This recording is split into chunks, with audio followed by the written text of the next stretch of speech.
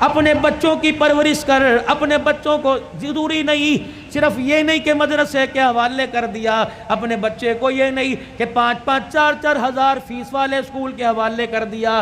یہ سارے علماء اکرام بیٹھے ہیں, اولاد کی تربیت پہ علماء لکھتے ہیں. فرمایا جب بچے کی عمر 10 سال کی ہو, 10 سال سے لے کے 21 سال کی عمر تک اپنے بچے کی طرف آنکھ کی گھوری, آنکھ کا آئینہ ایسا رکھ جیسے شکار کے اوپر شکاری پنجے گاڑتا ہے. اپنے بچے کے رہن سہن پہ, اٹھنے بیٹھنے پہ, بولنے چالنے پہ, جہاں وقت گزار رہا ہے رات کو اٹھ کے دیکھا کر کروٹیں بدل کے کس کروٹ سو رہا ہے, دن کے اجالے میں دیکھا کر قدم اٹھا رہا ہے یا بھاگ کے دکھا رہا ہے, اپنے باپ سے کچھ چھپا رہا ہے یا ظاہر کر رہا ہے. اگر 10 سال سے لے کر 20 سال کی عمر تک تو اپنے بچے کا ساتھ دے گا, کعبے کے رب کی قسم بچہ قبر تک قرآن سناتے تیرا ساتھ دے گا.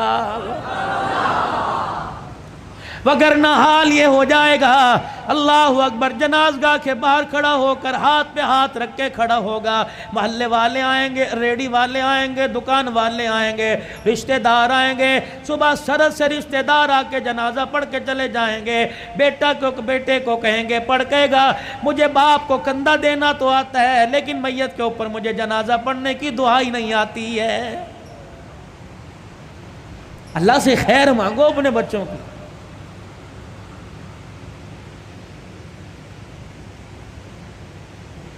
یہ تمہارے ملتان کے اندر مولانا سمیع اللہ ربانی رحمت اللہ علیہ کا انتقال ہوا.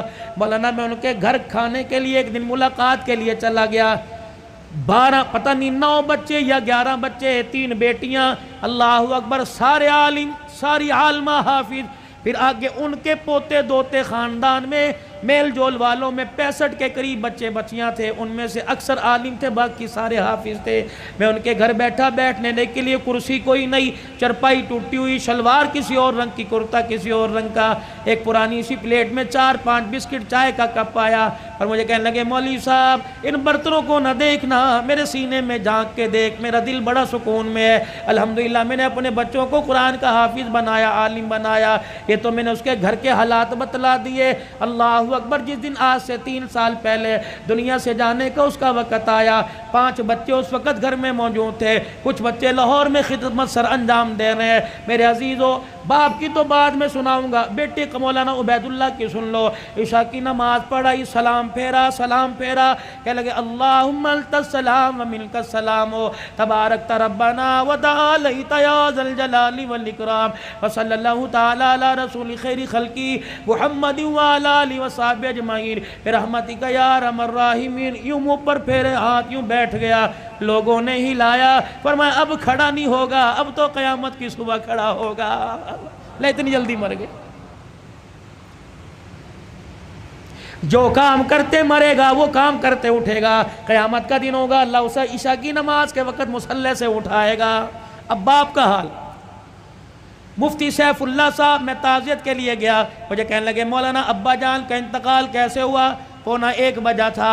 ابا جان نے کمرے میں شور کر دیا, امی اٹھ کے آ گئی, میں اٹھ کے آ گیا, بھائی دوسرا اٹھ کے آ گیا. کہنے لگے عبید اللہ کو بلا لے, عبداللہ کو بلا لے, اور اسی طریقے سے کفایت اللہ کو بلا لے.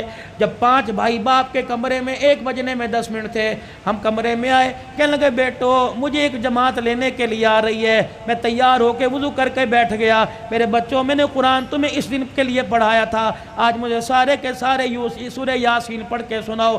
بیٹیوں نے, گھر والی نے, 5 بچوں نے سورہ یاسین پڑھائی, سنائی. کہنے لگے الحمدللہ. پھر سب بچوں سے مصافحہ کیا, بیوی سے الوداع کہا, اور پھر کہنے لگے ذرا کمرے کے باہر جانا, کچھ جماعت باہر کھڑی ہے. اللہ اکبر, کمرے سے باہر سارے بچے چلے گئے. کہنے لگے جی السلام علیکم, السلام علیکم, اندر آ جاؤ. اندر آ گئے. کہنے لگے وہ میرے باہر والوں اور اندر والوں سارے گواہ رہنا, میں ایمان پر کلمہ پڑھتے ہوئے جا رہا ہوں. اور زبان سے کہا اشہد ان لا الہ الا اللہ واشہد ان محمد رسول اللہ. اتنا کا آنکھیں بند ہو گئی. بیٹے کہنے لگے اللہ کی قسم مولانا, کمرے میں ایسی خوشبو آئی جس خوشبو کو آج سے پہلے کبھی ہم نے سونگا ہی نہیں تھا.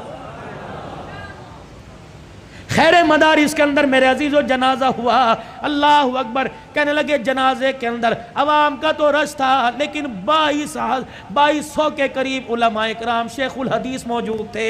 میرے عزیزو ان کے کندھوں پہ جو اللہ والا گیا ہوگا، قبر کی مٹی میں نہیں گیا ہوگا، سیدھا جنت کے اندر گیا ہوگا۔